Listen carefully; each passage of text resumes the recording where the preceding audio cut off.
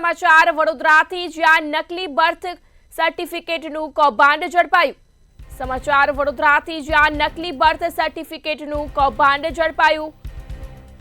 પાલિકાના sessions officer Shamik જોશીએ કૌભાંડ ઝડપ્યું। બે લોકો આધાર કાર્ડની કામગીરી માટે આવ્યા હતા। રાબિયા અને કાસિદ સિદ્દીકી કામગીરી માટે આવ્યા હતા, જ્યાં પુરાવા રૂપે મૂકેલ જન્મનો દાખલો બોગસ હોવાનું બહાર આવ્યું।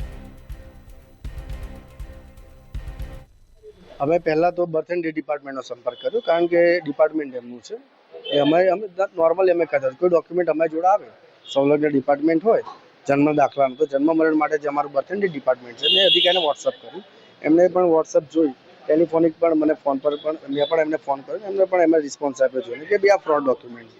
એ તાત્કાલિક પછી પોલીસ ફરિયાદ દાખલ કરવાનું અમે નક્કી કર્યું, એટલે 100 નંબર પર અમે કંટ્રોલ રૂમમાં દાખલ કર્યો।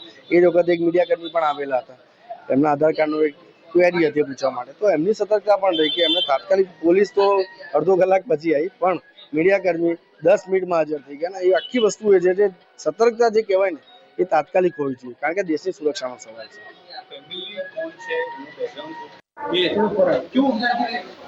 आपने कौन सा सर्टिफिकेट निकाला है, क्या नाम है? तो मतलब ये जन्म दाखिला क्यों आपको निकालना पड़ा? मतलब मेरे पास कुछ मतलब प्रूफ वगैरह था नहीं, कुछ था नहीं, तो इसलिए मैंने मतलब ये आधार कार्ड निकलवाना था मुझे। तो मेरा गांव का था नहीं, तो मैंने बोला गांव जाके निकलवाऊंगा। तो कुछ लोग बोले यहाँ पे निकलता है, मतलब बन जाएगा जन्म दाखिला, तो मैंने यहाँ पे निकलवा लिया। तब इधर तो आपको मालूम नहीं पड़ा डुप्लीकेट? नहीं, मुझे पता नहीं था, पढ़ा लिखा नहीं, बिल्कुल सब्जी का धंधा है अपना। अगर थोड़ा बहुत पढ़ा लिखा होता तो पता लग जाता पूरा। कितने रुपए में निकाला? 600 रुपए में। और किससे निकाल के दिया? एक फिरोज नाम का बंदा है यहीं पे। पूरा नाम? पूरा नहीं, फिरोजी, मतलब 100 पूरा में उसमें देगा तो फिरोजी नाम पूरा पड़ा था।